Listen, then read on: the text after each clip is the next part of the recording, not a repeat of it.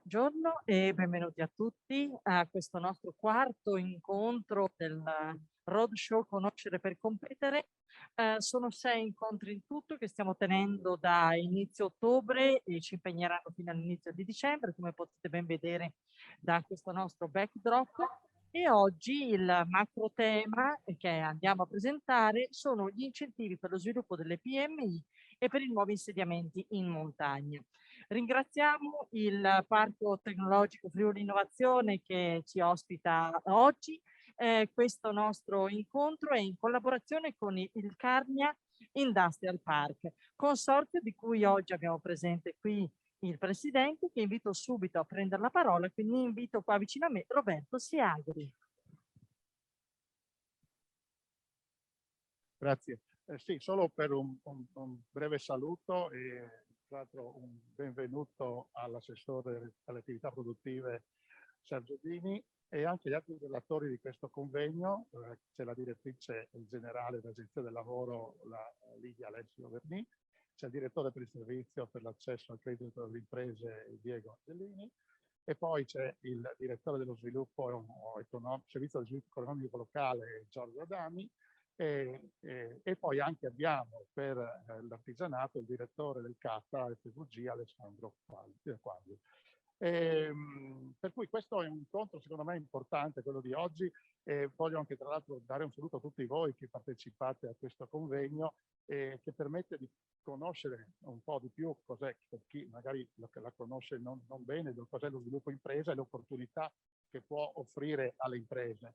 A tale proposito volevo solo elencare alcune delle misure di politica industriale che Sviluppo Impresa ha introdotto e che in qualche maniera riconoscono il ruolo dei consorzi quali attori dello sviluppo territoriale e il primo intervento per le imprese manufatturiere, e poi che in qualche maniera ampliano la platea dei possibili beneficiari di una misura che in questi anni ha riscosso grandi risultati ed è stata ampiamente utilizzata dalle imprese. Per quanto riguarda, tra l'altro, come esempio, se cito il nostro territorio, negli ultimi 4 anni abbiamo avuto in qualche maniera 19 imprese che hanno beneficiato della misura, con un totale di investimenti per 50 milioni di euro e equivalenti contributi per 9,5 milioni di euro, e tra l'altro hanno portato anche a 200 assunzioni.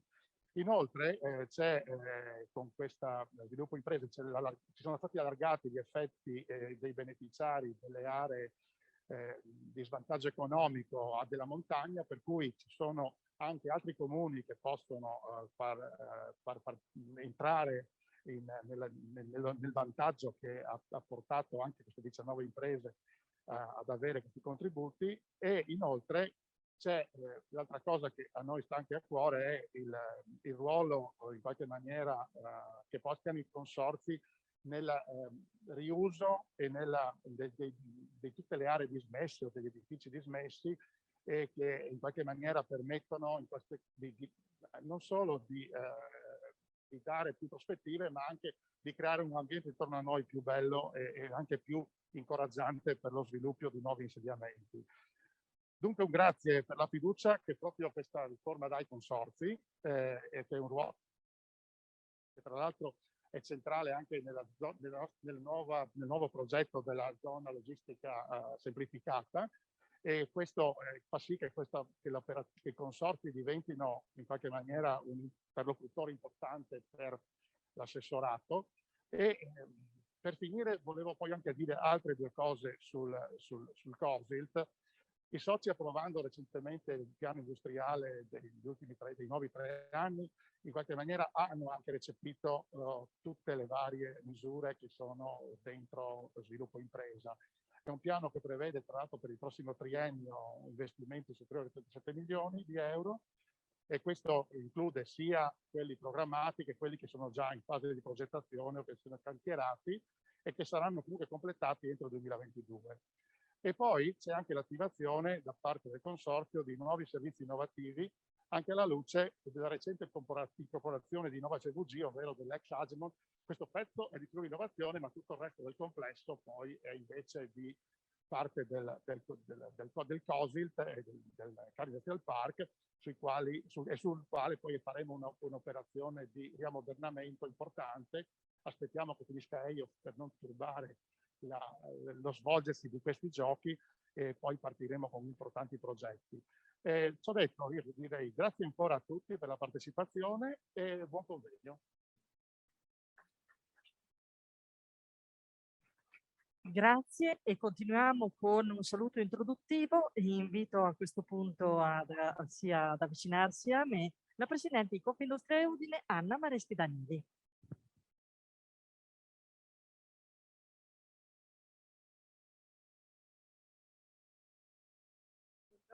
Buongiorno a tutti. Allora, sappiamo che l'industria è il settore che in questo ultimo anno e mezzo ha mostrato la resilienza maggiore e ha tenuto, grazie alla sua dinamicità, e ha fatto sì che, nonostante tutto ciò che è successo, siamo riusciti a passare attraverso un momento particolarmente difficile senza gravi danni, anche se oggi abbiamo qualche problematica in più, materie prime, energia, eccetera, ma non è il caso di parlarne in questo convegno. In ogni caso, il fattore critico per le nostre imprese è rappresentato dalla produttività del lavoro. Perché? Perché la produttività condensa tutti i deficit competitivi del nostro paese in sé.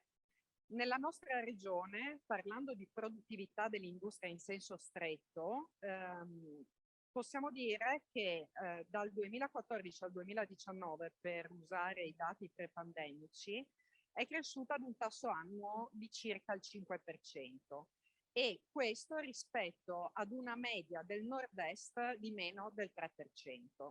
Il differenziale del dato regionale rispetto a quello nordestino fa vedere l'enorme recupero del Friuli Venezia Giulia, che è passato da un valore aggiunto per singolo occupato di 56.000 euro ad un valore aggiunto per occupato di 70.000 euro. Considerate che il nord-est è passato da 63 a 71. Questo ce la dice lunga sulla potenza e sulla forza del nostro sistema industriale. Detto questo, però, per focalizzarci su quello che è il tema di oggi, Sviluppo Impresa si pone come risposta ai cambiamenti verificatisi negli ultimi anni, a supporto di tutte le nostre imprese. Parliamo sempre, per andare più nel dettaglio, di quelli che sono gli interventi per l'attrazione degli investimenti.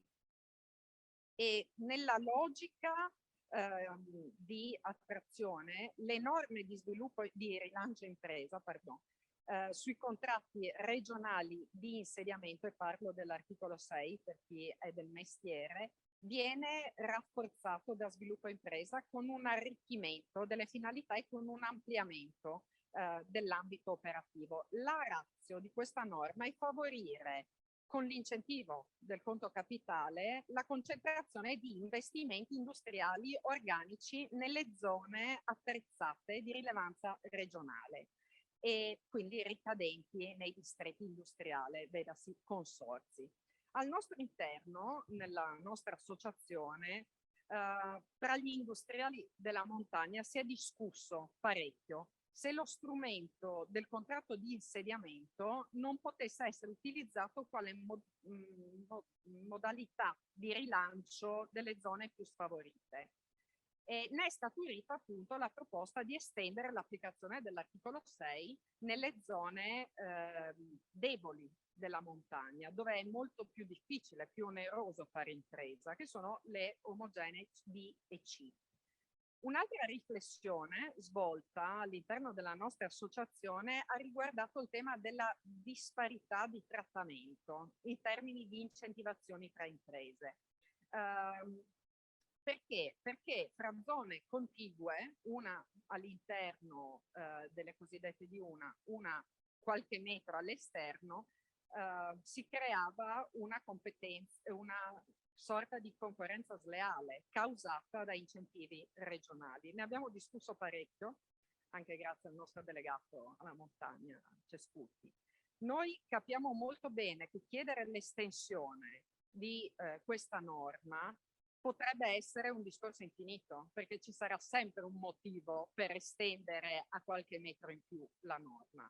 Però il nostro obiettivo è quello di tutelare le nostre imprese e di non perdere neanche un nuovo insediamento o neanche un nuovo ampliamento. Quindi, pur rendendoci conto che ci deve essere un limite nell'ampliamento, noi siamo qua a ribadirne la necessità.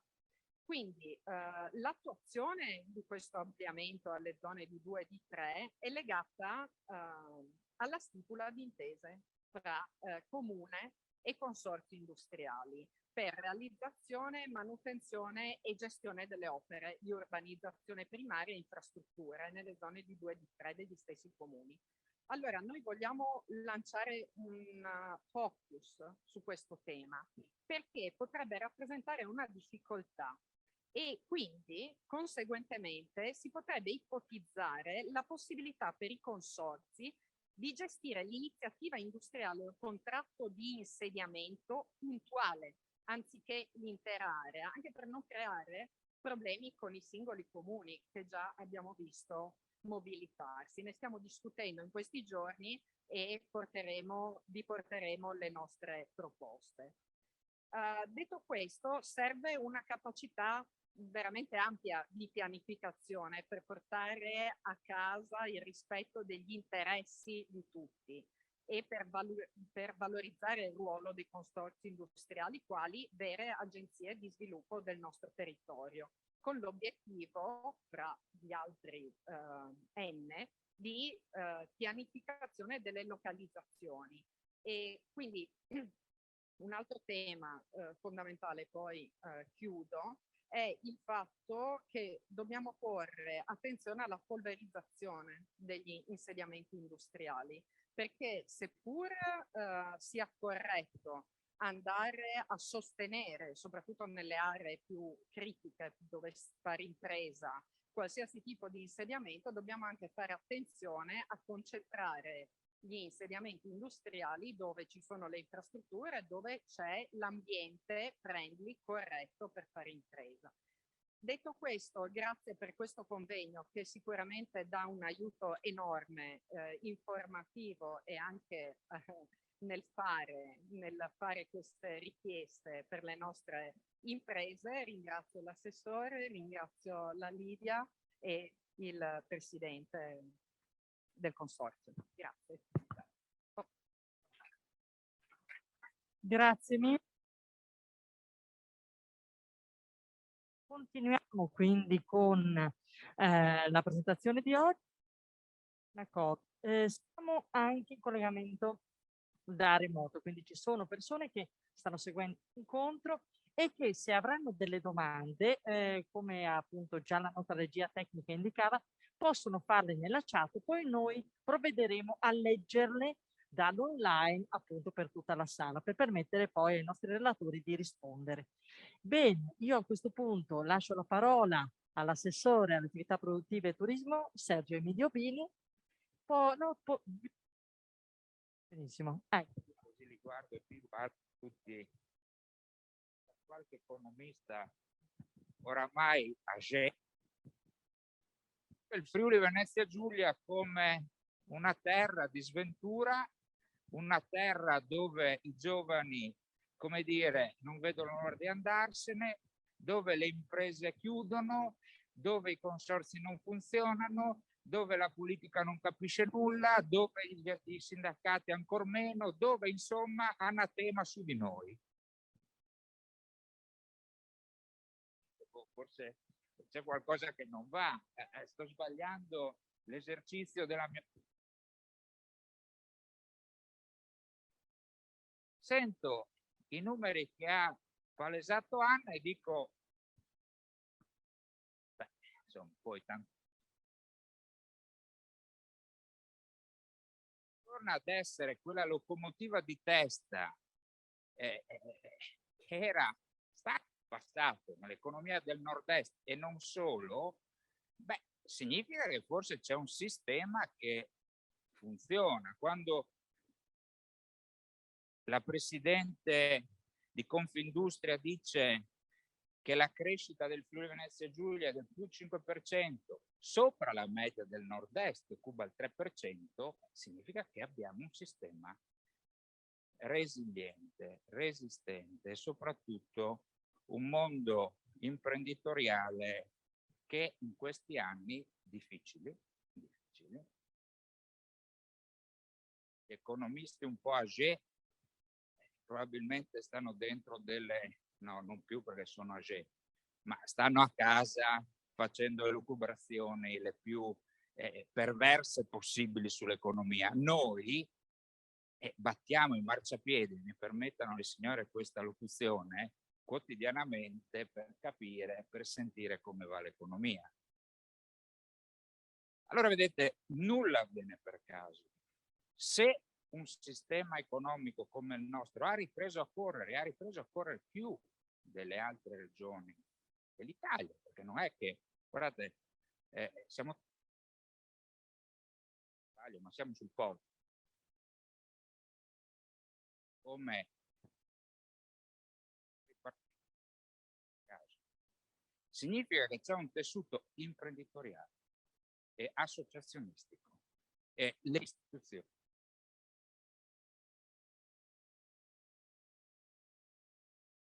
forse ancora non si sono resi conto cosa stiamo attraversando come mondo in questi 2 anni, le conseguenze che stiamo ancora pagando dall'uscita di questa pandemia,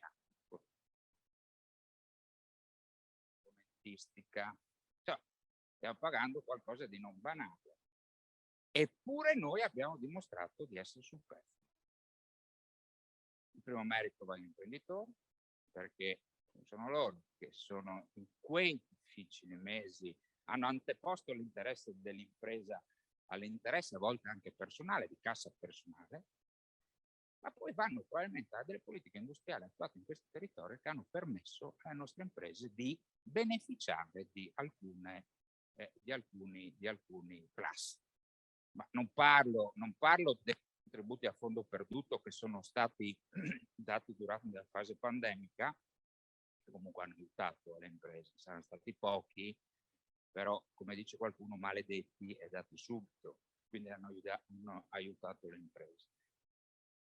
Ma devo dire che quello che è stato fatto è una cosa che in politica non sempre avviene, soprattutto nel nostro paese.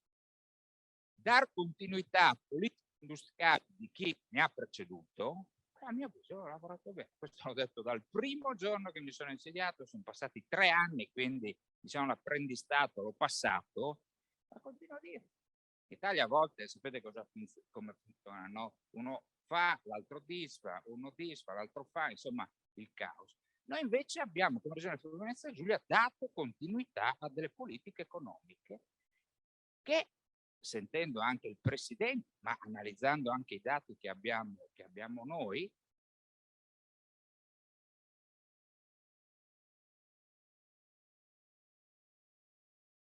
di sviluppo economico locale, per noi hanno rappresentato quel braccio operativo importante, tale per cui il grado di riempimento, per esempio, degli stessi è, non dico al 100%, ma quasi. Ecco perché le imprese vengono ad investire in Friuli Venezia Giulia, perché è conveniente venire a investire in Friuli Venezia Giulia.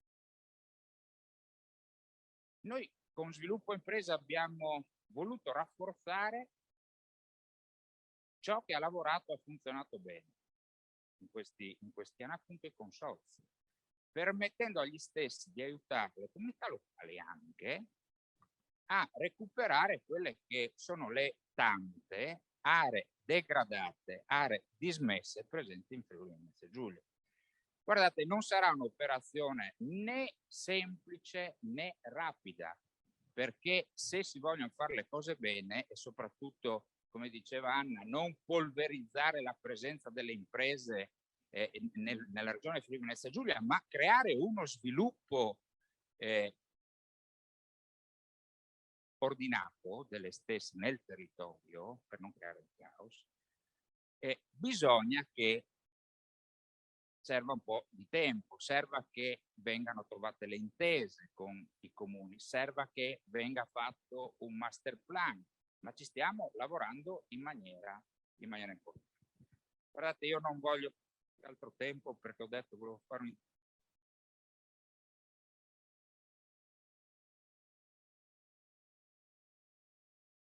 richiesta che ho avanzato fin dal primo giorno ai miei dirigenti è quello di farci contaminare dal mondo delle imprese e contaminare il mondo delle imprese.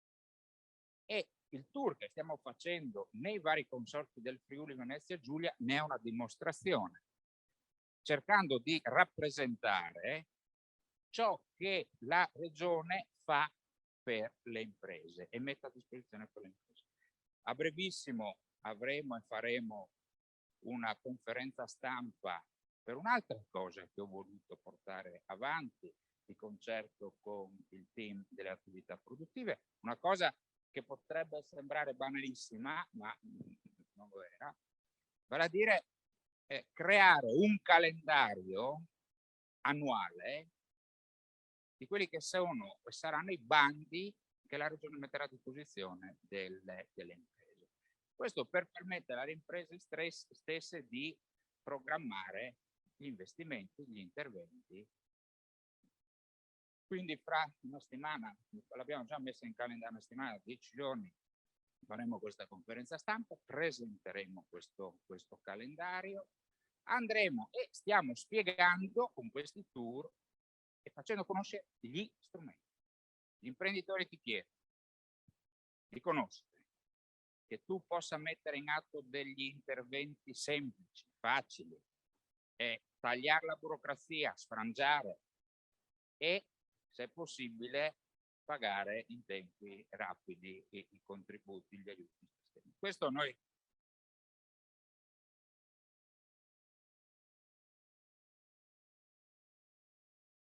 facendo è buona cosa, ma insomma io sono convinto che alla faccia dei gufi che davvero si alzano la mattina solo per portare sfiga, qua si stia lavorando con serietà e professionalità. Grazie.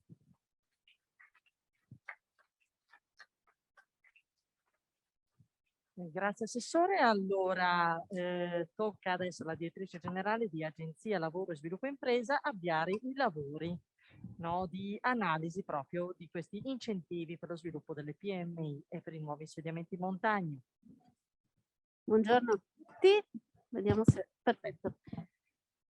Dunque, Agenzia Lavoro e Sviluppo Impresa ha voluto organizzare questa iniziativa in collaborazione su richiesta dell'assessorato alle attività produttive e della direzione attività produttive, proprio perché è importante oggi conoscere meglio le opportunità che ci sono a disposizione. Sembra una banalità, ma in realtà abbiamo sempre tanto margine di miglioramento su questo. La cosa che in agenzia odiamo di più è sentire l'imprenditore che ci dice ma come questo strumento non lo conosco, e magari è lì a disposizione con continui miglioramenti da diverse normative, oppure è troppo difficile da usare. Anche qui noi ci siamo per aiutarvi insieme alla Direzione Centrale Attività Produttive, insieme al team per la ripresa, per poter effettivamente utilizzare tutte le opportunità.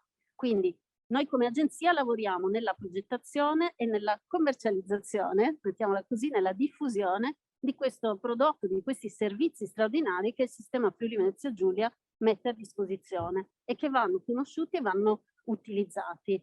La terza attività che facciamo, che è fondamentale e oggi è stata più volte richiamata, è quella di attrarre investimenti. Cioè abbiamo nella nostra valigetta tutte le notizie, le informazioni importanti, soprattutto sui consorzi di sviluppo economico locale, ma non solo, ma sui consorzi proprio come primo punto di ingresso privilegiato, come fiore all'occhiello di questo territorio, da mostrare a tutti gli imprenditori, specie per lo più anche del settore industriale o del terziario avanzato, che stanno mostrando attenzione a Friuli Venezia Giulia e che sono un'opportunità anche per tutte le imprese già insediate, perché portano indotto, portano commesse, portano lavoro e portano anche la possibilità di attrarre quelle forze lavoro che qualche volta facciamo difficoltà a trovare sul territorio. E quindi questa è un'attività che ci ha affidato la Regione, la facciamo quotidianamente in collaborazione con i consorzi. Devo dire che nel nostro rapportarci anche con il livello nazionale, con l'agenzia ICE, con Invitalia, ci riscontrano che sono poche le regioni che hanno una rete di questo tipo, cioè una rete che fa comunque capo a una pianificazione, a una visione regionale complessiva, che è quella che già è stata un po' delineata negli interventi che mi hanno preceduto. E questi valori noi spesso dall'interno non li percepiamo, e invece sono veramente distintivi, e noi come agenzia stiamo cercando di portarli sempre più in luce e diffonderli.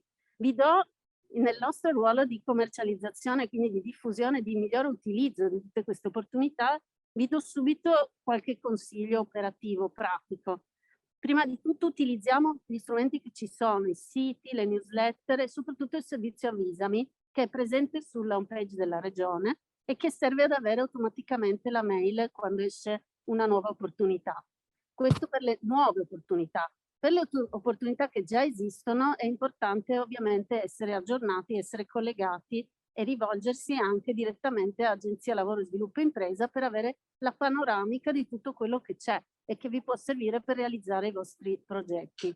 Questo noi non lo facciamo da soli, ma abbiamo pensato di costituire un gruppo di lavoro che abbiamo chiamato Team per la Ripresa, insieme veramente in maniera innovativa, insieme alle associazioni di categoria del settore industriale, quindi Confindustria Udine, Confindustria Alto Adriatico e l'Associazione Piccola Impresa, insieme al Centro di Assistenza Tecnica delle Imprese Artigiane, insieme al Centro di Assistenza Tecnica del Terziario. Qui si sta costruendo un gruppo di lavoro trasversale che impara dalle richieste degli imprenditori, che si confronta e si forma insieme, e quindi è sempre in grado di dare un servizio sempre migliore, di accompagnare poi l'impresa non solo a sapere, ok, quella è la linea, sì, ma l'imprenditore poi ci dice, vabbè, e adesso che so qual è, cioè chi è che mi aiuta ad arrivare veramente a prendere l'appuntamento, a dove si clicca, dove si compila, a superare quelle piccole difficoltà del primo approccio con una nuova linea contributiva o anche con un'opportunità diversa, che può essere anche una procedura o anche sapere che tanti nostri cluster, ad esempio, fanno delle piccole grandi iniziative che alle volte si attagliano proprio al fabbisogno di quel momento di quell'azienda. E la cosa che mi piace ricordare è che in questo lavoro di diffusione, che è stato potenziato dalla riforma Sviluppo Impresa, la cosa secondo me il valore aggiunto è che questo team si ricorda dei fabbisogni delle imprese e del loro percorso, e quindi magari dopo un mese vede uscire una cosa, non so, per esempio di Teddy metteva a disposizione un percorso gratuito di design thinking, ci ricordiamo di quelle aziende che ci avevano detto però mi interesserebbe, però non so come, li abbiamo messi in contatto e la cosa è andata a buon fine. Quindi anche questo è un qualcosa, secondo me è un valore aggiunto, ed è il valore aggiunto di un territorio che ha una buona governance, ha un buon partenariato in cui i soggetti comunicano, si parlano e hanno un obiettivo comune. Anche questa non è una cosa assolutamente banale. Vi ricordo poi che in questo momento ci sono aperte tante opportunità. Oggi con i colleghi direttori delle attività produttive vedremo 2 o 3 cose particolarmente importanti, più in maniera approfondita, e non voglio spoilerarvele. Però vi ricordo che al 9 dicembre si apre il bando per le start-up giovanili, è un bando molto atteso, è stato anche ampliato nel suo raggio di azione. Vi ricordo che è aperto il bando per i brevetti e la brevettazione, molte volte è una cosa decisiva nell'azienda. Vi ricordo che in questo momento è aperto anche il bando dell'artigianato, che è stato prorogato, e per questo oggi con noi c'è anche Alessandro Quaglio. E vi ricordo ancora 2 elementi, che è importante anche fare rete. Voi lo sapete, ma noi lo ricordiamo. L'iniziativa di oggi vuole essere questo. In questo momento in cui possiamo tornare ad incontrarci in presenza, mettiamo a disposizione uno spazio anche dopo questa presentazione, in modo che le imprese possano dialogare tra di loro o anche con il partenariato. Oggi appunto sono presenti le associazioni di categoria, è presente il consorzio ed è presente l'agenzia con il proprio desk informativo. È importante costruire i progetti. Una volta che l'azienda ha chiarito qual è il suo obiettivo, è importante anche costruirlo insieme ad altre realtà, perché questo è sempre più premiato nelle varie linee contributive. Accennava prima l'assessore all'ampio respiro che ha la riforma sviluppo impresa. Si articola mi costringe ad andare sulla parte generale perché ha scelto appunto di non affrontarla magari nell'intervento introduttivo, e si articola in 3 pilastri: la modernizzazione, la crescita e la condivisione, quindi tutto lo sviluppo sostenibile, che è un tema forte oggi, ma soprattutto credo che nel momento in cui l'assessore ci ha dato questi indirizzi per sviluppare insieme alle attività produttive questo progetto della legge sviluppo impresa, c'è stata una visione anche di più ampio respiro temporale. Siamo infatti alla vigilia di una programmazione dei fondi europei e siamo anche più che alla vigilia, siamo già dentro alla fase di attuazione del Piano Nazionale di Ripresa e Resilienza. Diversi articoli della legge sviluppo impresa hanno proprio l'ambizione di porre di aver fatto già alcuni ragionamenti per il settore delle attività produttive che possono essere spesi poi, essendo pronti su questi fronti che si vanno ad aprire, che sono molto importanti per le imprese e sono molto finanziati. Questo è forse uno degli elementi anche più importanti, e che anche questo non si ritrova in altri territori, la capacità di prendere per tempo queste valutazioni e offrire un panorama di opportunità.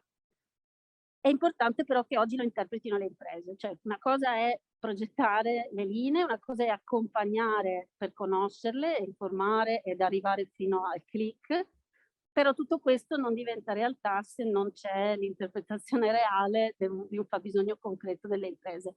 E quindi io chiudo questo breve intervento, che spero vi abbia dato degli strumenti concreti, dicendovi che per me è stato un grandissimo piacere venire qui all'Industrial Park qualche settimana, mese fa, a organizzare questa iniziativa, così a informare, apprendere, e vedere tante iniziative concretizzate che erano state previste nelle linee appunto degli incentivi all'insediamento. Quindi questo è quello che ci dà soddisfazione, vedere che tutto quello che si mette a disposizione è utilizzato e porta dei risultati concreti. Vado quindi a dare la parola al direttore Angelini, che ci accompagna in uno degli elementi fondamentali della legge sviluppo impresa, che sono alcune innovazioni e potenziamenti in particolare delle opportunità legate all'accesso al credito.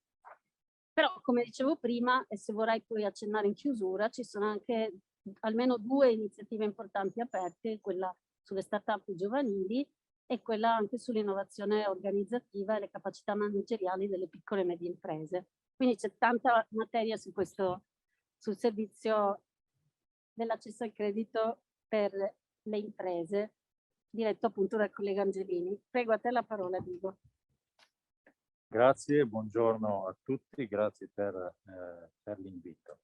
Allora, oggi volevo parlare di una misura che è stata introdotta da Sviluppo Impresa e riguarda l'ammodernamento, diciamo così, dei fondi di rotazione, cioè di quei fondi che utilizzano le risorse di cui dispongono per concedere, per il tramite delle banche convenzionate, prestiti a tasso agevolato alle imprese, in particolar modo alle piccole e medie imprese. Allora, si tratta di 2 fondi, uno conosciutissimo, che è il Fondo di rotazione per iniziative economiche, e l'altro il Fondo per lo sviluppo delle piccole e medie imprese e dei servizi. La novità introdotta da Sviluppo Impresa, che è attiva dal 1° novembre, è la possibilità di richiedere, unitamente al prestito agevolato, anche una contribuzione integrativa.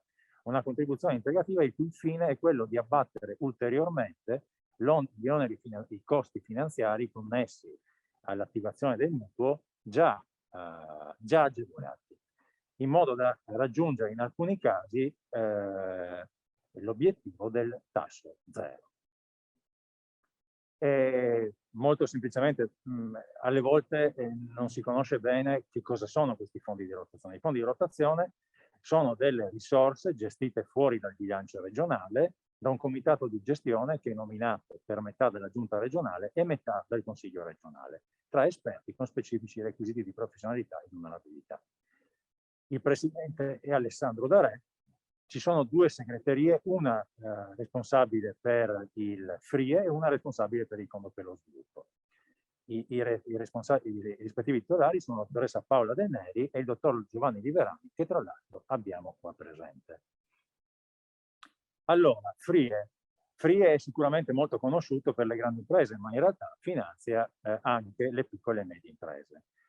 Tra le iniziative finanziabili, diciamo, sono abbastanza estese, non si finanzia proprio tutto, in quanto dobbiamo rispettare la normativa dettata dalla legge 908 del 55. Diciamo che principalmente si finanziano iniziative di carattere industriale e delle imprese che forniscono servizi per lo sviluppo industriale. Si finanziano le attività turistiche, le attività da svolgersi nel compressore del porto di Trieste, si finanziano anche le imprese edili limitatamente agli investimenti di carattere industriale. Le spese ammissibili sono un po' tutto, si va dai terreni, agli immobili, agli impianti macchinari e attrezzature, ai beni materiali. Una particolarità di questo strumento è anche l'ammissibilità, la finanziabilità dei lavori da eseguire in economia da parte delle imprese. E poi anche il riscatto di beni in leasing. I mutui arrivano fino a 20 milioni di euro, 75% della spesa ammissibile, 17 anni di durata sostanziale. Volevo però arrivare adesso al discorso degli elementi finanziari. Abbiamo visto che sostanzialmente nel comparto industriale si finanzia praticamente tutto, dall'acquisto del terreno alla realizzazione dell'immobile, all'acquisto dei macchinari, all'acquisto dei brevetti per far funzionare l'impresa. I tassi sono questi.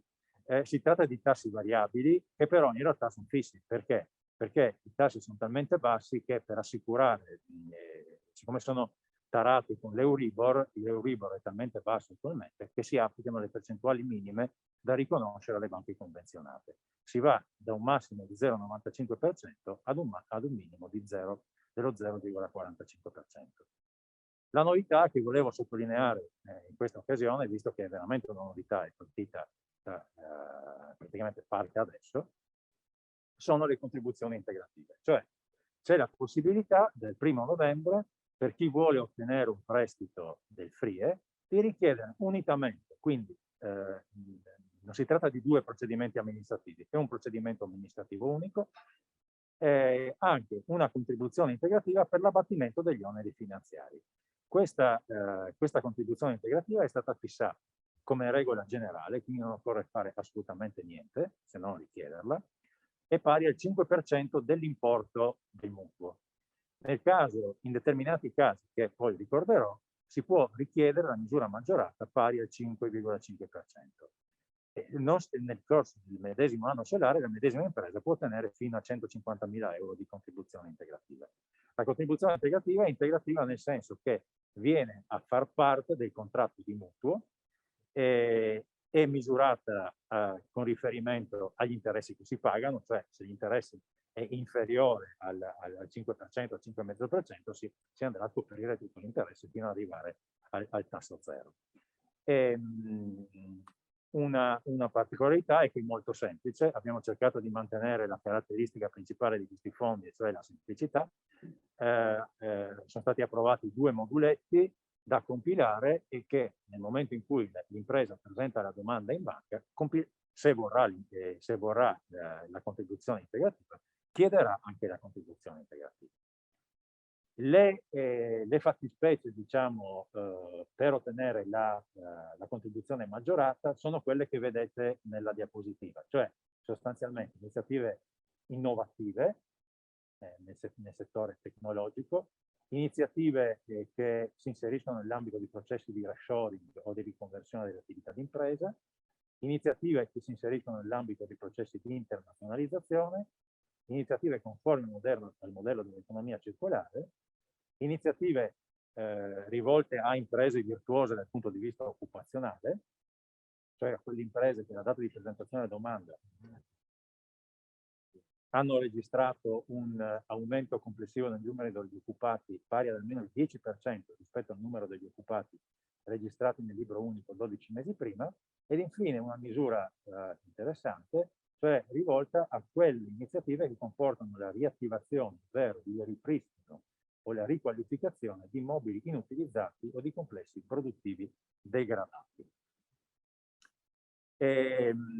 Una novità, magari il contesto è un po' particolare, ma insomma è una novità importante, questa legislatura, questa giunta punta molto sul rilancio del settore turistico e quindi la contribuzione integrativa maggiorata sarà sempre riconosciuta nel caso di investimenti, di iniziative imprenditoriali di investimento nel settore turistico. Al settore turistico è riservata anche una quota delle contribuzioni integrative in caso le risorse non dovessero essere sufficienti per tutti, però insomma gli stanziamenti sono importanti, per cui noi diciamo, abbiamo fiducia che per quest'anno e il prossimo anno non ci dovrebbero essere problemi per garantire queste contribuzioni integrative. Allora, questo è un dato importante che ritengo opportuno spiegare. Questi strumenti si basano e sono fondati sulla collaborazione con le banche convenzionate. Allora, ci sono banche convenzionate e banche convenzionate, il FRIE opera sia con banche locali, diciamo, sia con banche che operano a livello nazionale o internazionale. Noi abbiamo dato la possibilità alle varie banche di convenzionarsi per l'attivazione dei finanziamenti agevolati, ma anche di scegliere se vogliono convenzionarsi anche per l'attivazione delle contribuzioni integrative, che comportano un minimo di lavoro in più e che, soprattutto in determinati casi, comportano comunque una modifica delle convenzioni con le banche e diciamo banche come Unicredit e Intesa San Paolo hanno una struttura amministrativa massiccia, per cui le tempistiche per adeguarsi alle decisioni delle regioni sono quelle che sono. Per cui si potrà continuare a chiedere i finanziamenti FRIE a tutte le banche finora convenzionate, che sono quelle che leggete, quindi Mediocredito Friuli Venezia Giulia, Banca di Cividale, tutte le banche di credito cooperativo, Credito Agricole Friulandia, Unicredit ed Intesa San Paolo. Tuttavia, ad oggi, per ottenere il finanziamento agevolato ed anche la contribuzione integrativa, le banche convenzionate sono queste che vedete, cioè Mediocredito Friuli Venezia Giulia, Cividale, banche di credito cooperativo. Hanno espresso interesse e volontà di convenzionarsi anche le altre banche, però le strutture amministrative sono ovviamente molto più pesanti, per adesso non sono ancora convenzionate. I numeri sono importanti, insomma, del FRIE, vediamo nel biennio precedente abbiamo fatto 363 milioni di euro di finanziamento, cioè insomma una piccola banca. Per quanto riguarda invece l'altro fondo, il tema diciamo, di questo intervento, di questa riunione, sono le piccole e medie imprese. Il Fondo per lo Sviluppo è pensato specificamente per le piccole e medie imprese ed inoltre le grandi imprese del settore dei servizi alla persona, perché non possono accedere al FRIE. È molto semplice il Fondo per lo Sviluppo, praticamente è finanziabile tutto. Le spese ammissibili sono le stesse del FRIE ed inoltre anche delle ulteriori quali consulenze esterne per l'introduzione sul mercato di nuovi prodotti o dei prodotti esistenti sono nei mercati e per ricorso a nuovi sistemi e tecniche di gestione aziendale. Però questo strumento è più adatto alla piccola e media impresa perché l'importo minimo è di 10.000 euro, l'importo massimo in linea generale è di 500.000 euro, che però può arrivare a 2 milioni nel caso di cumulo di più finanziamenti. Nel caso di imprese del commercio, della ristorazione dei servizi e del turismo, il singolo finanziamento può arrivare a 4 milioni di euro, 8 milioni cumulato. La durata è eccezionale, nel uso 25 anni, tasso fisso 1,30%, nel caso di mutui di importo più piccolo 1,20%. E qua arriviamo anche in questo caso qua alle contribuzioni integrative. Sempre da questa settimana sostanzialmente si può richiedere anche la contribuzione integrativa. I massimali sono gli stessi previsti per il FRIE. Le fattispecie in cui si può ottenere la contribuzione integrativa del 5,5% però sono diverse e sono, diciamo così, un po' più semplici.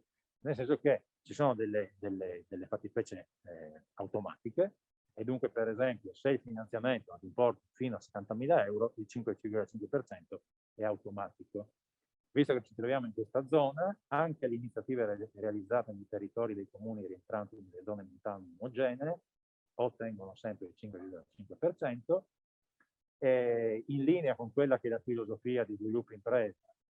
Tale percentuale è riconosciuta anche alle attività commerciali nei centri di cittadini, di vendita di vicinato nei comuni minori, o allo sviluppo di servizi di prossimità, supporto e integrazione di tali attività di vendita di vicinato. C'è un automatismo per quanto riguarda le start-up che non sono costituite da oltre 3 anni, ed infine si riprende il requisito dell'aumento occupazionale già visto per il triennio. Si tratta di fattispecie che sono normate in maniera molto chiara, per cui è sostanzialmente meccanico verificare se si rientra in una di queste ipotesi oppure no.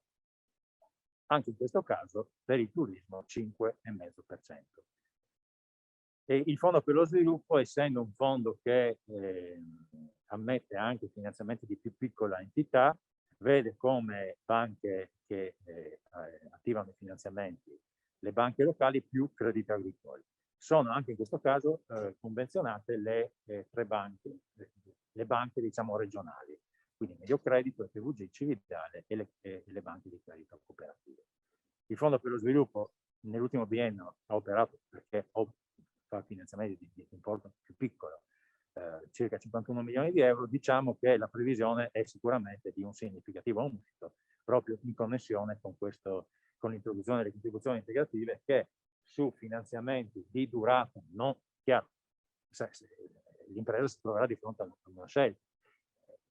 25 anni di ammortamento comportano il pagamento cumulato di interessi maggiori, per cui è difficile arrivare al tasso zero, ma su importi più piccoli arriviamo veramente, soprattutto per le piccole e medie imprese, a tassi che anche in questo momento sono assolutamente competitivi e vantaggiosi. La dottoressa Alessio Verni, e non solo Verni, mi ricordava di fare un appunto, diciamo, anche sul discorso dei bandi che sono aperti. Allora, direi che sono aperti i bandi per la presentazione di domande per l'acquisizione di servizi di temporary management e per l'assunzione di manager a tempo. La novità, diciamo, qua il bando si è aperto, sono già arrivate molte domande, siamo circa su 190 domande. La novità rispetto al passato è che l'iniziativa deve essere finalizzata in maniera molto specifica, per cui non è sufficiente, diciamo, presentare un progetto così, ammodernamento del sistema gestionale aziendale, ma la legge prevede specifiche finalità.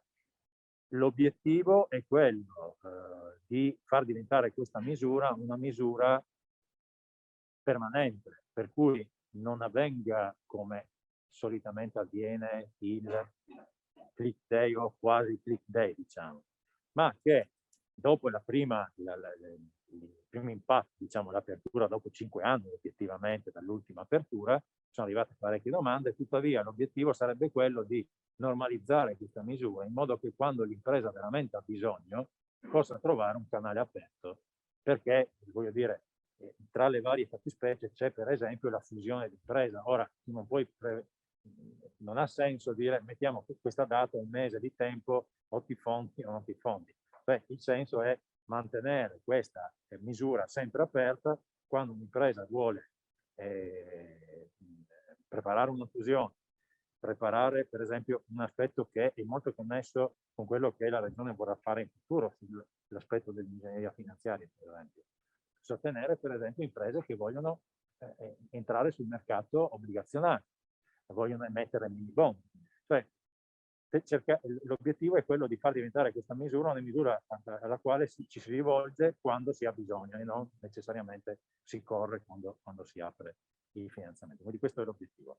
Per quanto riguarda i giovani, aprirà il bando che è stato pubblicato, si potrà presentare domanda, come diceva la dottoressa, dal 9 di dicembre per i contributi alle start-up composte in maggioranza da persone che non hanno ancora compiuto 40 anni.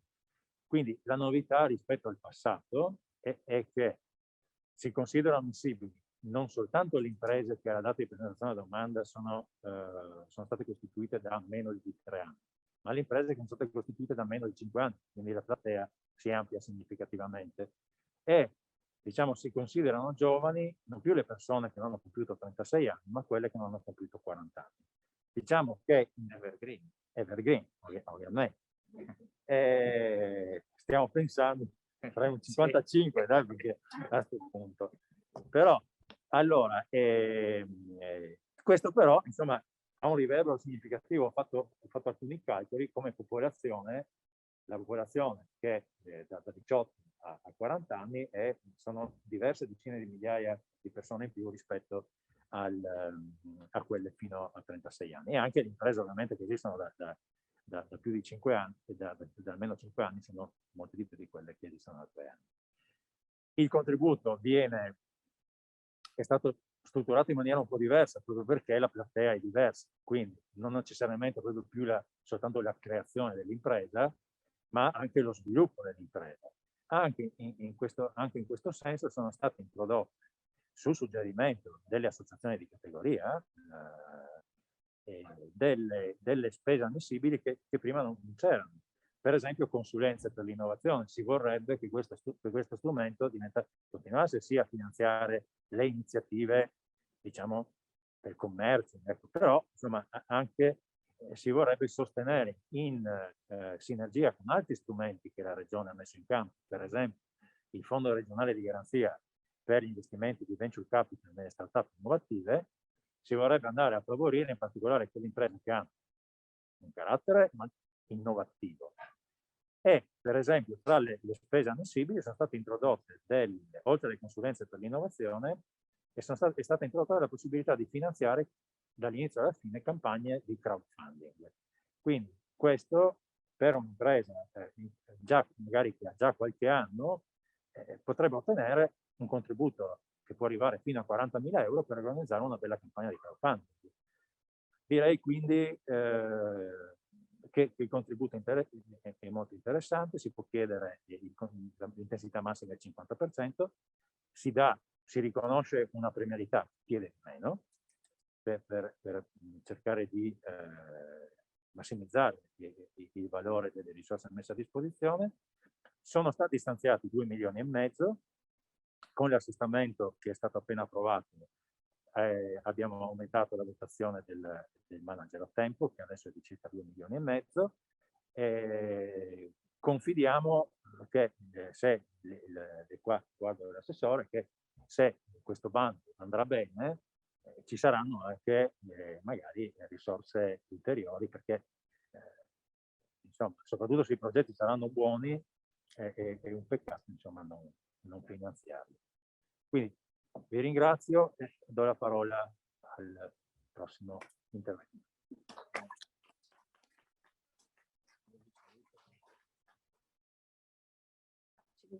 Salutiamo l'assessore che ci deve lasciare per impegni concomitanti e che si sarà impegnato subito a scorrere tutte le graduatorie future.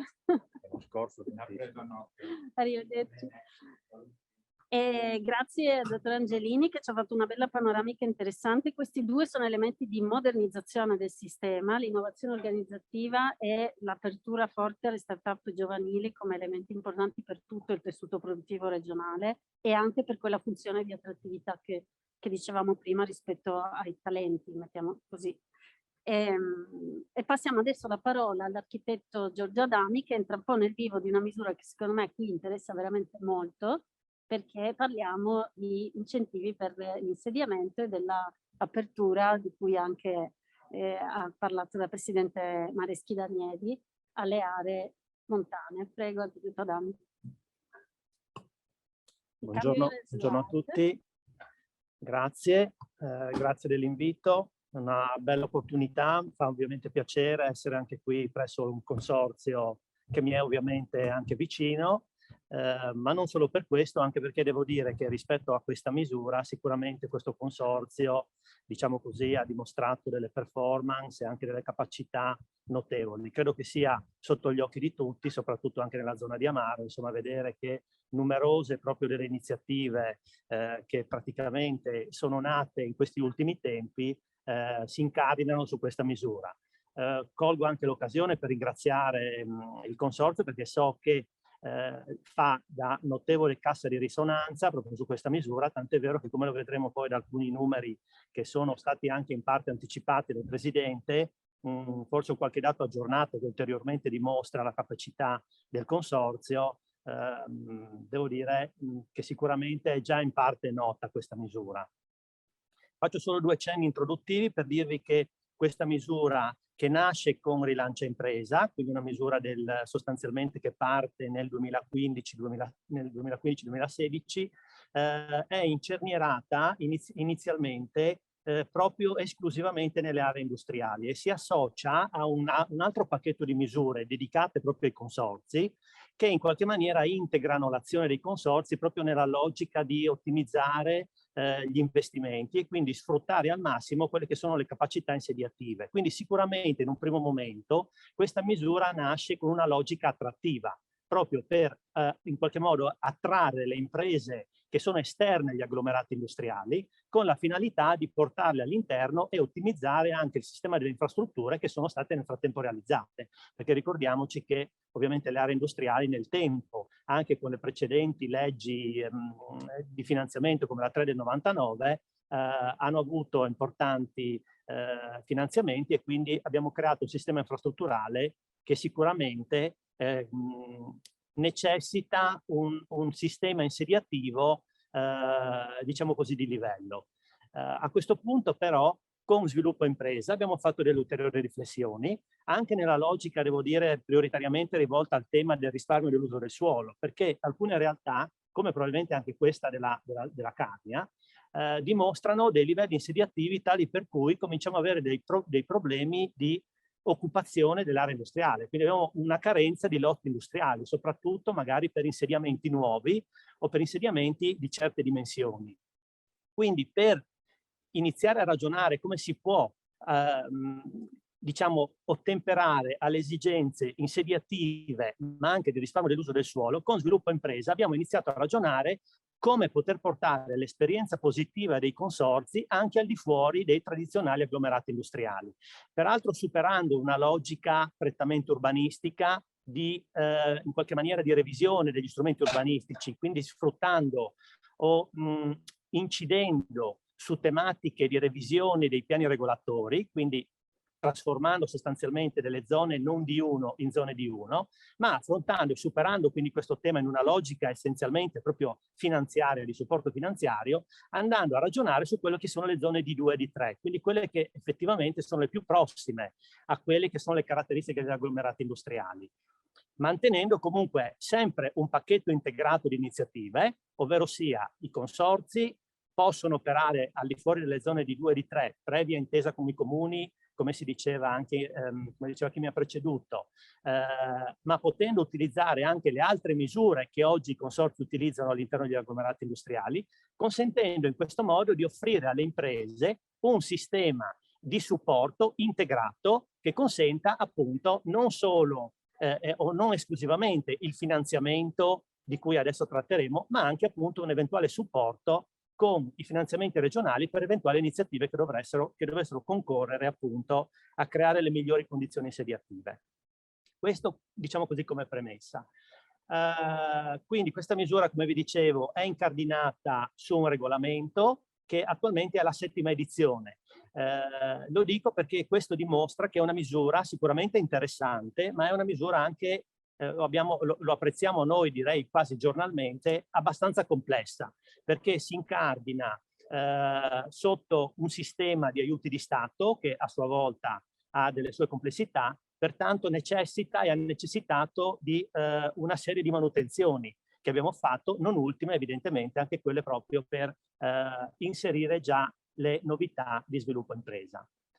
Questa cartografia consente di individuare in prima battuta quelli che sono sostanzialmente gli ambiti di applicazione, ovvero sia i pallini che vedete, quelli neri rappresentano sostanzialmente la localizzazione degli agglomerati industriali, quindi delle zone D1, quelli diciamo in blu sono le ulteriori zone D1 dei distretti che non sono attualmente gestite dai consorzi, ma che comunque anche queste consentono l'attivazione della misura per così come avviene attualmente.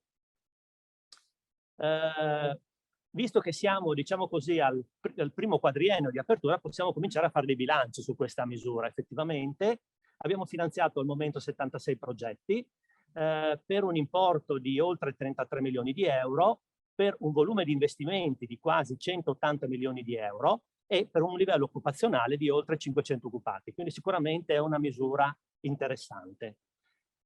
Come si può desumere, l'iniziativa comporta investimenti medi per circa 2,3 milioni di euro, assunzioni medie per circa 6,5 unità, un incentivo medio di 450.000 euro e quindi una percentuale media del 20%, che effettivamente è quella che generalmente, mediamente, ci consente appunto il sistema degli aiuti di Stato.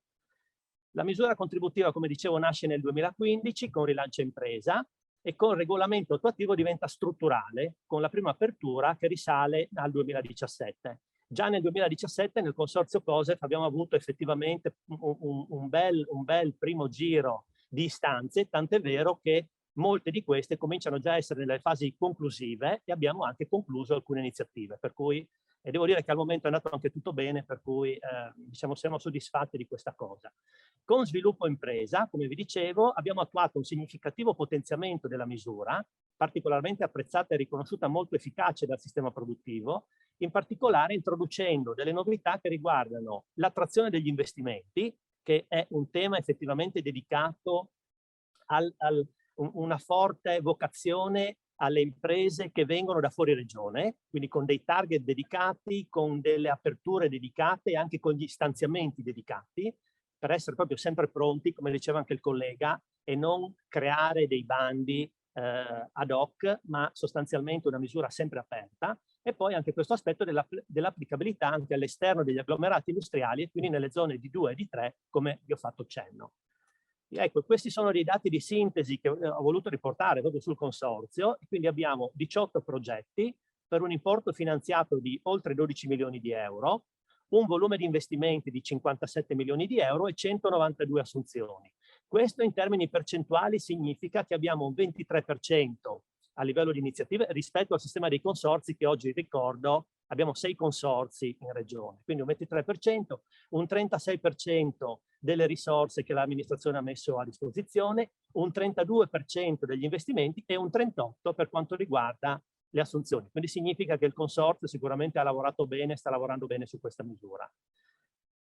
Ecco, un breve cenno alle azioni introdotte con Sviluppo Impresa. Vi dicevo l'attrazione investimenti, quindi un bando con aperture quadrimestrali, quindi 3 aperture annuali, significa che sostanzialmente, salvo brevi periodi che servono all'ufficio per un minimo di istruttoria, il bando è sostanzialmente sempre aperto.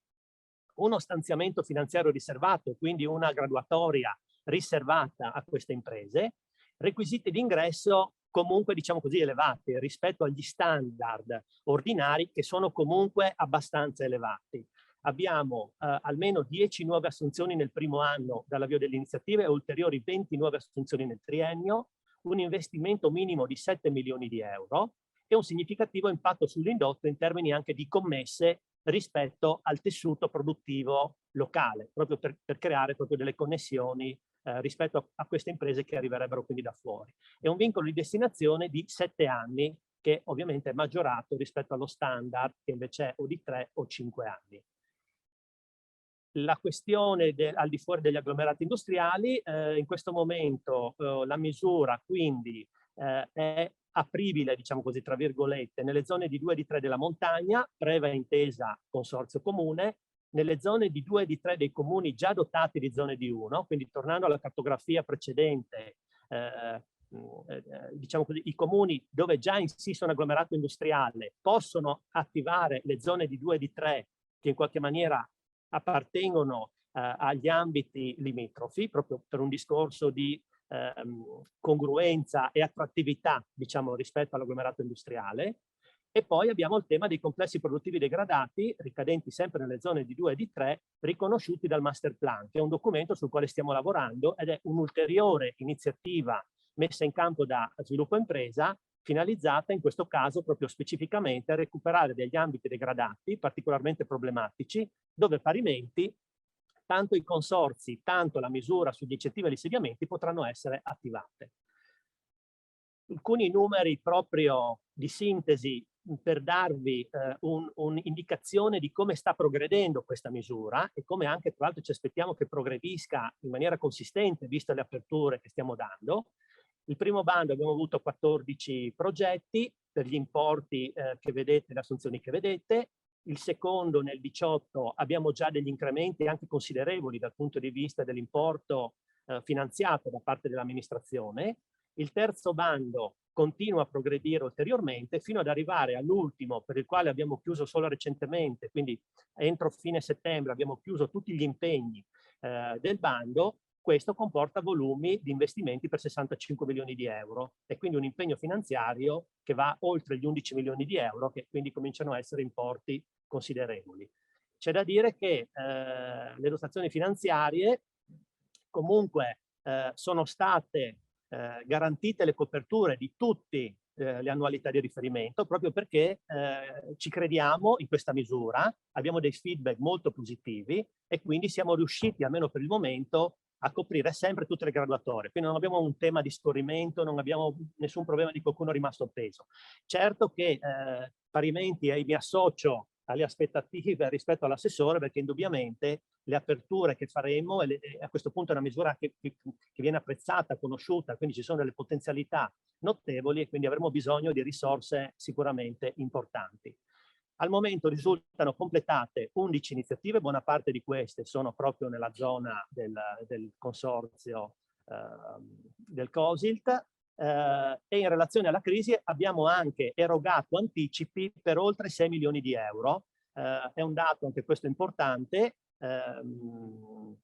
L'amministrazione è venuta incontro alle crisi che ci sono state da parte delle imprese, molte di queste hanno potuto beneficiare di anticipi fino al 90% dell'importo concesso, proprio per una questione di disponibilità immediata di liquidità alle imprese, e so che anche questo aspetto è stato apprezzato. Abbiamo cercato di essere molto rapidi anche su questa cosa, per cui abbiamo erogato già oltre 6 milioni di euro e abbiamo un ulteriore pacchetto in questo momento di erogazioni che stiamo definendo, sempre come anticipi, tra l'altro ricordo senza garanzie in questo caso, quindi è molto importante.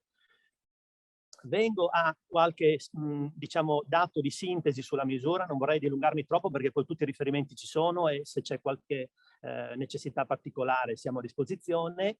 Cosa finanzia? Questa misura è effettivamente una misura molto completa perché finanzia sia attivi materiali, attivi immateriali, costi salariali e poi con una componente importante legata all'energia e alle componenti ambientali che tendono a far ulteriormente incrementare la percentuale di contribuzione che possiamo assecondare. Parliamo comunque di investimenti rivolti a nuovi insediamenti produttivi, ampliamenti o programmi di riconversione produttiva di imprese anche già insediate. Per cui in questo caso la misura ordinaria è sia rivolta all'esterno, sia al nuovo, ma anche al tessuto esistente.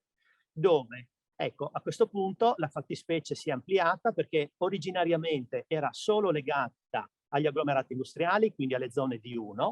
In questo caso invece abbiamo allargato alle zone D2 e D3 dell'area montana, per comprenderci, sempre ricordo previa intesa.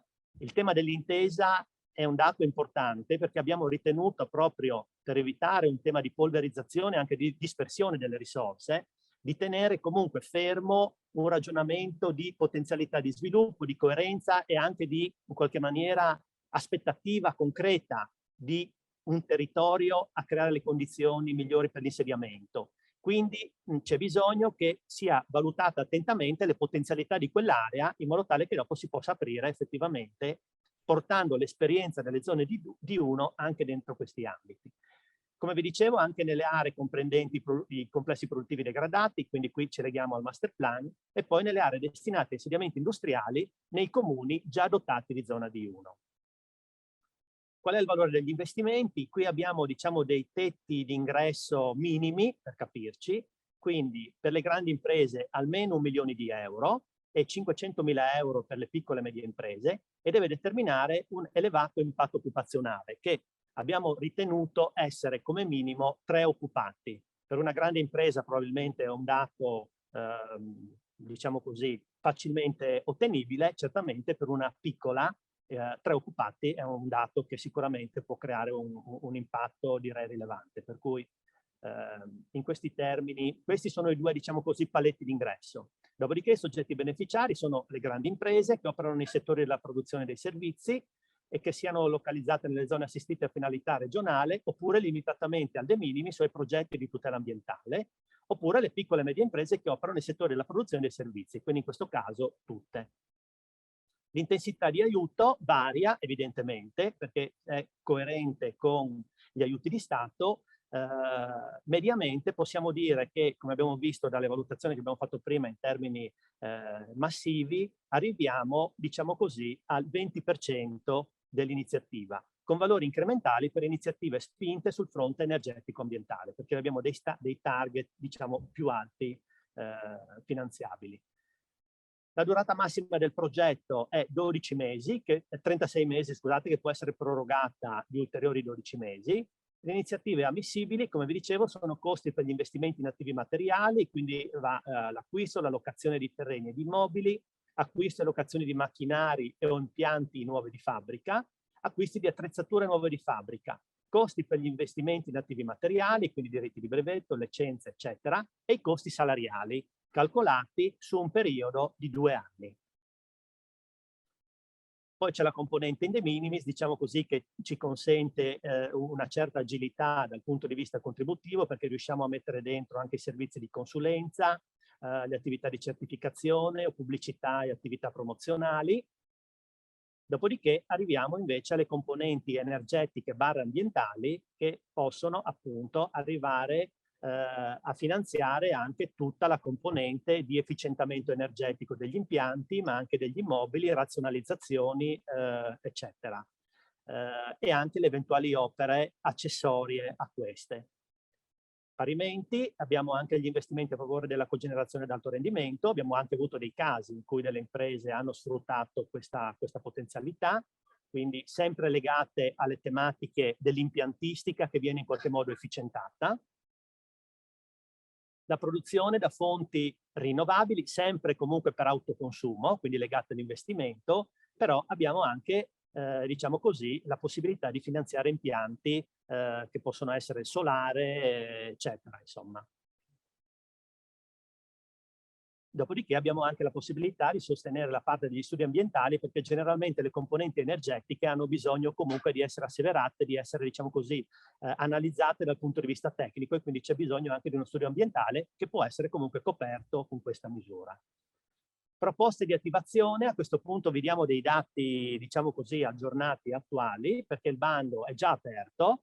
Abbiamo volutamente creato un bando, diciamo così, con un'apertura ampia, proprio per evitare di mettere in condizioni le imprese di dover correre, ma c'è tutto il tempo per costruire un progetto che, ci rendiamo conto, noi che li abbiamo visti da questo punto di vista, hanno delle loro complessità, e quindi è opportuno che siano in qualche maniera costruiti bene, quindi c'è tutto il tempo, perché il bando chiuderà a fine febbraio, l'abbiamo appena aperto peraltro, con uno stanziamento attuale di 8 milioni di euro, che come prospettiva probabilmente non sarà sufficiente, però abbiamo la legge di stabilità prossimamente, quindi abbiamo dei buoni auspici di poter comunque incrementare lo stanziamento per consentirci di avere poi più margine di copertura. Anche la misura su attrazione investimenti è attualmente aperta, quindi per un trimestre, è stato aperto a fine settembre, sarà aperta fino a fine anno. Dopodiché avremo, come vi dicevo, il prossimo anno aperture trimestrali, e quindi sarà aperta a fine gennaio, fine maggio e entro fine settembre, quindi sostanzialmente è sempre aperto. L'attuale stanziamento è di 1 milione di euro, perché ovviamente il target che ci aspettiamo è di una platea più ristretta, però sempre con l'obiettivo poi di potenziare le dotazioni dovessero esserci le necessità. Ecco, questi sono i nostri riferimenti, i miei e anche delle mie collaboratrici, per cui poi se c'è qualche necessità siamo a disposizione. Trovate ovviamente sul sito della Regione tutti i riferimenti con regolamento, che devo dire, soprattutto anche negli allegati, perché poi è lì che si vedono le percentuali effettivamente di finanziamento alle quali che possono essere raggiunte, diciamo così, sicuramente aiuta nella comprensione. Ovviamente non mi dilungo sulla parte poi procedurale che vede il consorzio parte attiva nell'analisi tecnica delle iniziative, perché insomma questo poi, se c'è esigenza siamo qua anche per questi aspetti. Grazie.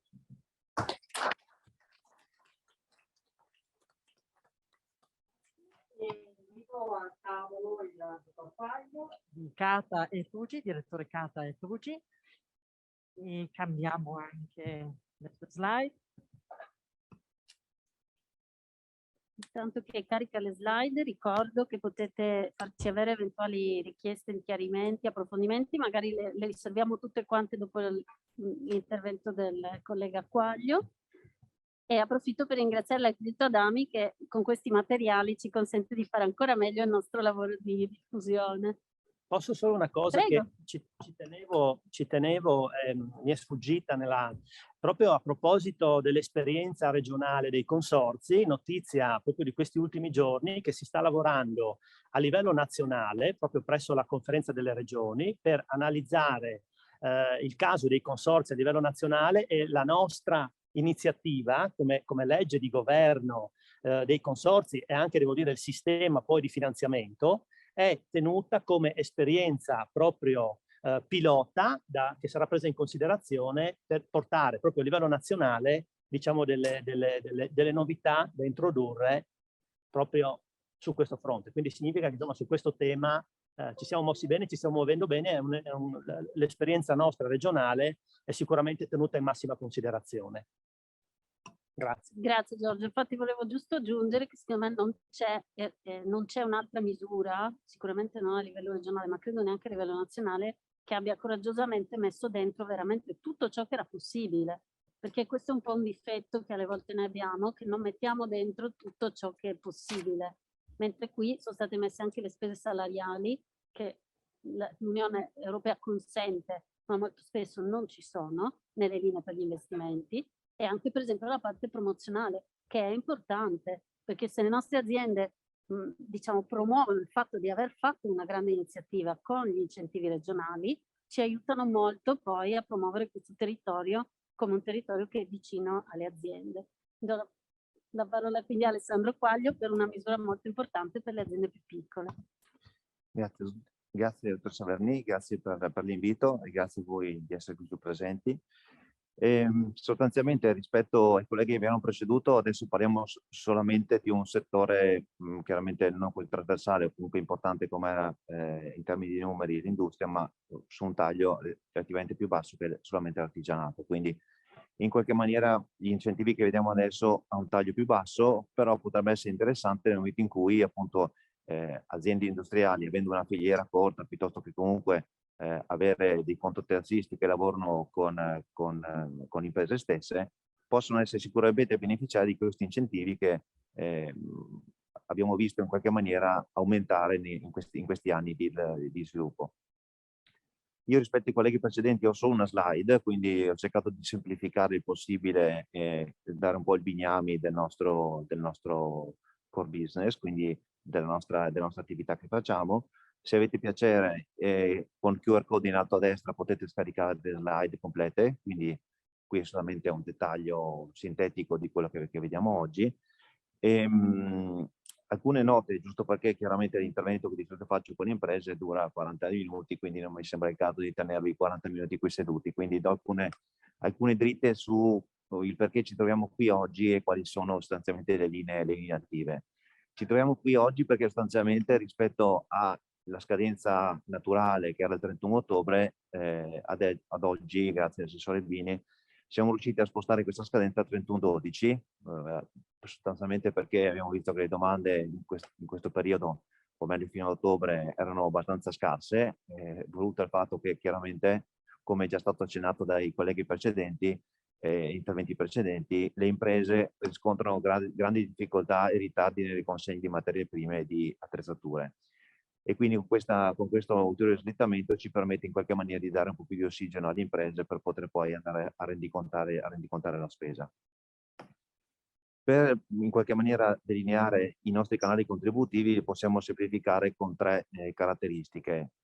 Semplici, nel senso che comunque, come vedete, ho cercato di semplificare, almeno per quanto riguarda la nota iniziale, ma semplici anche perché in qualche maniera ci siamo un po' imposti anche con l'assessorato attività produttive di andare a togliere tutte quelle, diciamo, balzelli, diciamo, burocratici che avevamo fino a qualche tempo fa, nel senso che ad oggi noi andiamo a semplificare molto questa attività qui perché con una sola domanda, quindi domanda con contestuale al rendiconto, l'impresa presenta la spesa, quindi una spesa già sostenuta sostanzialmente, quindi presenta una domanda, se tutto è a posto vado in liquidazione.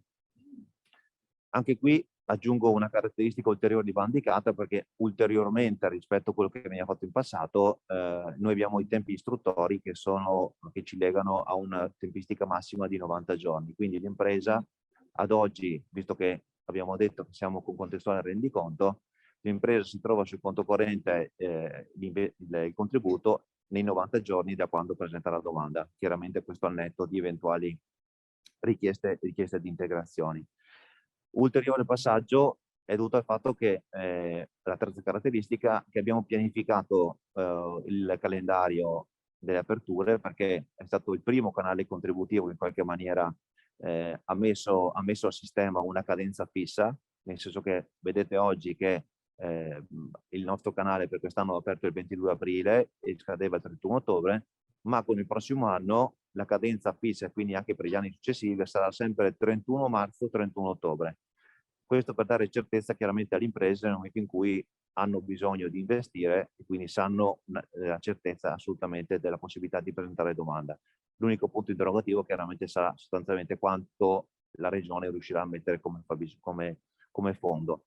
Ma questo per dire sostanzialmente che non deve preoccupare il fatto che siamo passati al rendiconto, quindi vuol dire che l'impresa prima avendo un preventivo si sentiva in qualche maniera legittimata per l'investimento, ad oggi invece magari ha il dubbio di poter prendere il contributo. Anche questo dubbio lo abbiamo fugato anche negli incontri che abbiamo fatto un po' con incontro come oggi, perché sostanzialmente le spese sono retroattive fino al gennaio dell'anno precedente. Quindi se siamo oggi quindi a novembre, le imprese d'oggi ne possono presentare domande di contributo con spese sostenute fino a gennaio 2020.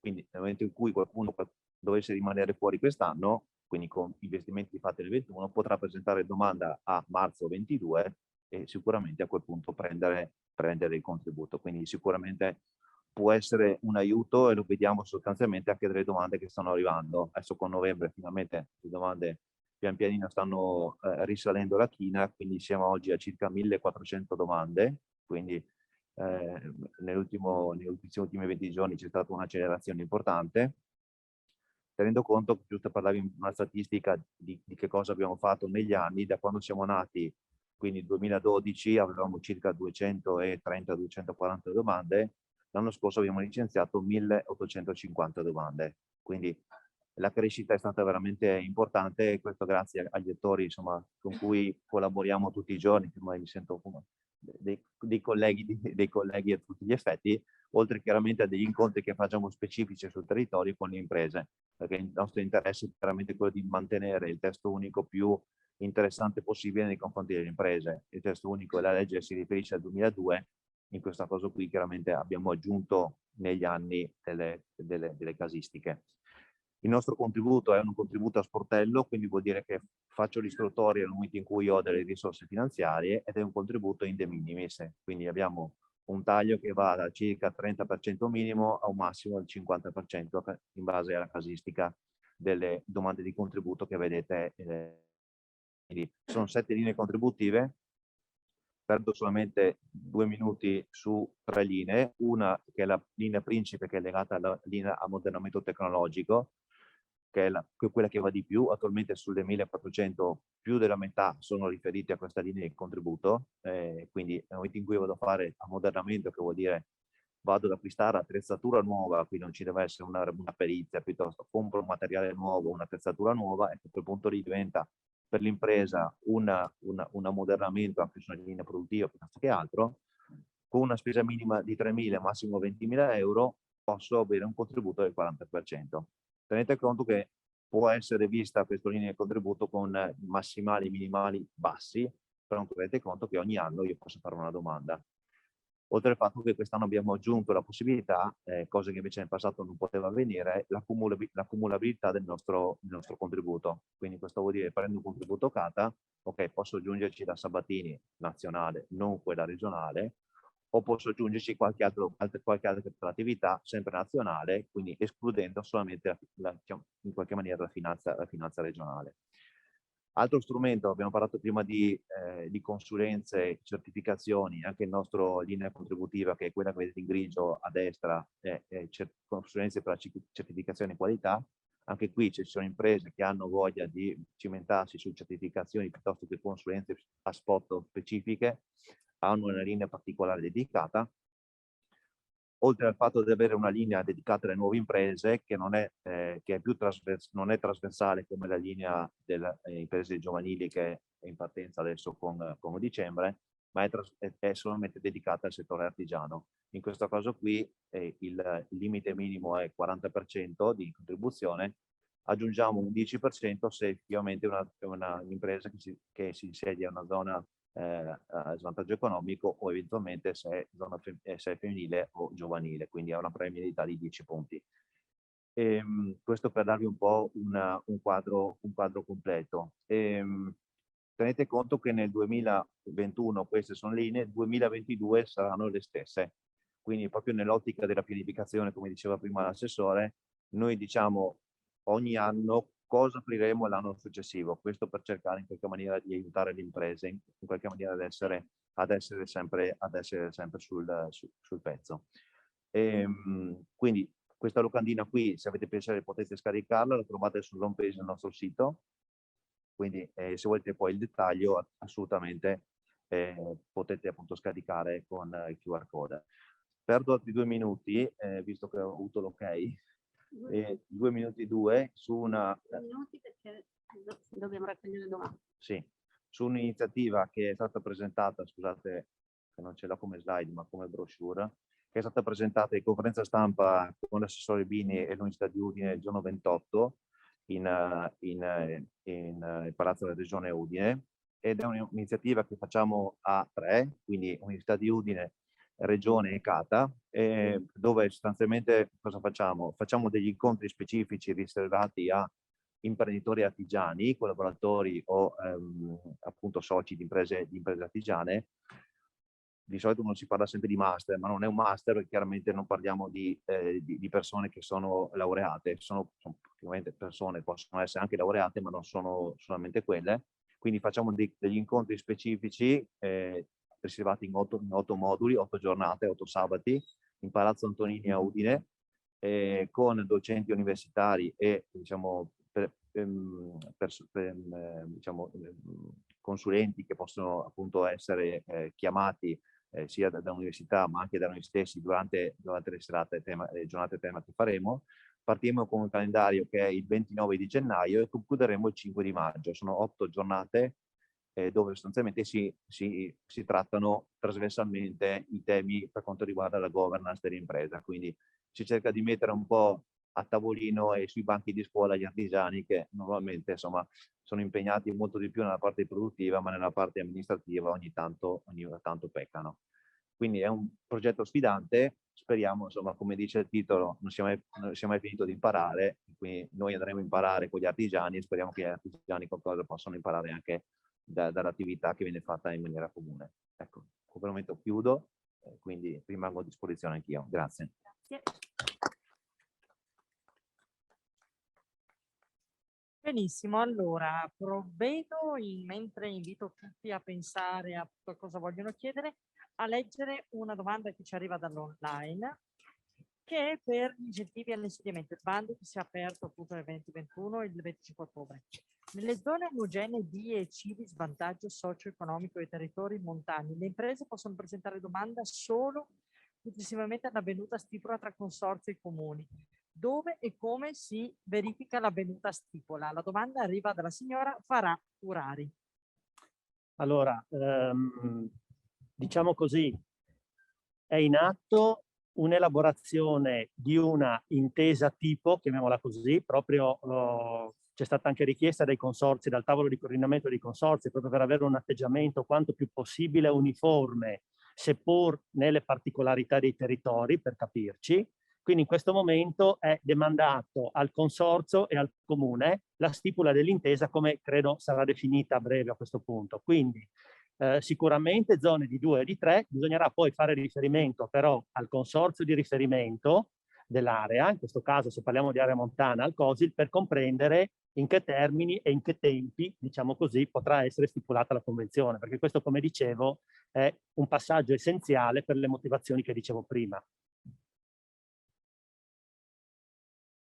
Bene, al momento da online non arriva altro, quindi passiamo alla sala. Ci sono quesiti? Sembra di no, sembra che siate stati perfettamente chiari, concisi. Bene, no, non ci sono domande. Allora, andiamo quindi a concludere anche questo terzo incontro di Conoscere per Competere. C'è appunto una novità da questo ciclo di incontri, perché Agenzia Lavoro e Sviluppo Impresa presenta un nuovissimo desk, non so appunto se la direttrice prima l'avesse già menzionato, ma un nuovissimo desk di agenzia proprio presso i consorzi, che si terrà a cadenza periodica. Quindi già oggi c'è qui la dottoressa Federica Santoro, è a disposizione delle imprese che abbiano dei quesiti, delle domande, delle cose da chiedere. È la prima saletta praticamente entrando, quindi sarà lì a disposizione. Un'ulteriore cosa è un momento di coffee break, perché come ben si diceva all'inizio, questo incontro, così come tutti gli altri, vuole assolutamente favorire lo scambio di informazioni, il networking, la collaborazione tra le realtà regionali. Quindi andiamo a fermarvi, prendere un caffè, poter usare per le conclusioni. Grazie a tutti. Continua da oggi, si rinnova la collaborazione con i consorzi di sviluppo economico locale. Quindi buon caffè, buon proseguimento e buoni progetti. Usate i nostri servizi. Arrivederci.